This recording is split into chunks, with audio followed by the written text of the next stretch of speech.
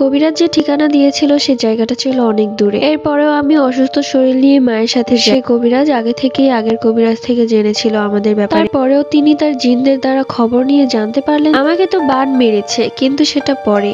এর আগে থেকেই আমার উপর কালো জাদু করা হয়েছিল। আমি বুঝতে পারছিলাম না আমি তাদের কি ক্ষতি করেছি। তারা যেভাবে চেয়েছিল আমি সেভাবেই তো কাজকর্ম করেছিলাম। কবিরাজ আমাকে বলল, এর পেছনে শুধু তোমার শ্বশুর বাড়ির মানুষজন না, আরো একজন আছে। আমি অবাক হয়ে বললাম, আর কে? তিনি বললেন, তোমার স্বামী। আমি অবাক হয়ে গেলাম, আমার স্বামী আমার উপর কালো জাদু করেছে? সে বলল, তোমার স্বামী কালো জাদু করায়নি, কিন্তু তোমার স্বামী কালো জাদু করে তোমাকে বাড়ি থেকে তাড়াতে বলেছে। মনে মনে ভাবতে লাগলাম, কি বলছে এসব? আমার স্বামী আমার উপর কেন কালো জাদু করাতে যাবে? তখন সেই কবিরাজ বলল, তিনি বিদেশে চলে গিয়ে অন্য একটি মেয়ের সাথে সম্পর্কে জড়িয়ে পড়ে এবং সেই মেয়ে প্রতিনিয়ত তোমার স্বামীকে চাপ দিচ্ছিল বিয়ে করার জন্য। তোমার স্বামী যে বিবাহিত সেটা সেই মেয়েকে বলেনি, তাই তোমার স্বামী প্রতিনিয়ত টাকা পাঠাতো তোমার উপর কালো জাদু করার জন্য, যাতে করে তুমি আপনা আপনি বাড়ি থেকে চলে যাও। তাহলে সে ওই মেয়েটাকে বিয়ে করতে পারবে। চিন্তা করো না মা, আমি আমার জিনের দ্বারা কালো জাদু কাটিয়ে দিচ্ছি। কিন্তু তোমাকেও বলবো, এরকম স্বামীর ভাত খেও না। আমি এসব কিছু শুনে কান্নায় ভেঙে পড়লাম। বাড়িতে এসে রাত 10টার দিকে আমার স্বামীর নাম্বারে ফোন করলাম। সে ফোন রিসিভ করতেই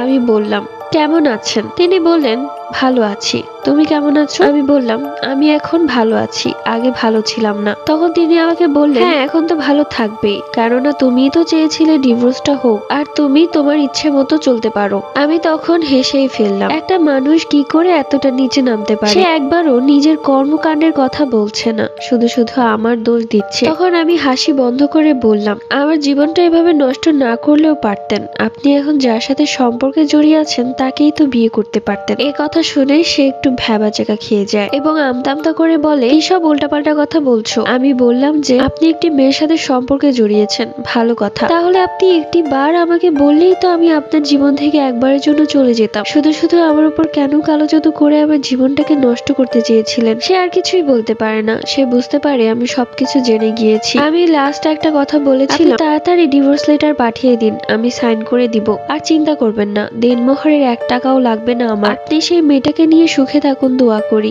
শুধু শুধু আমার জীবনে এই ডিভোর্সের দাগটা না লাগালেও পারতেন। এরপর আমি ফোন কেটে দিই, আর কখনো তার সাথে কথা বলিনি। এর কয়েকদিন পর সে আমাকে অনেকবার ফোন করেছিল, কিন্তু আমি কল রিসিভ করিনি। আমি আমার সিমটাই ভেঙে ফেলেছিলাম। পরে জানতে পারি আমার স্বামী যার জন্য এত কিছু করলো, সেই মেয়েটা নাকি আমার স্বামী থেকে অনেক টাকা পয়সা নিয়ে আমার স্বামীকে ব্লক করে দিয়েছে, আর কোনো যোগাযোগ করেনি। আমার স্বামী দেশে এসে সেই মেয়েটির বাড়িতে গিয়েছিল, কিন্তু গিয়ে দেখলো ওই মেয়ের নামে নাকি সেখানে কেউ থাকেই না। সবাই আমার জন্য দোয়া করো। আমি একটা হসপিটালে ছোট মোটো জব করছি, টাইম পাস বলতে পারো, বিয়ে করবো না আর।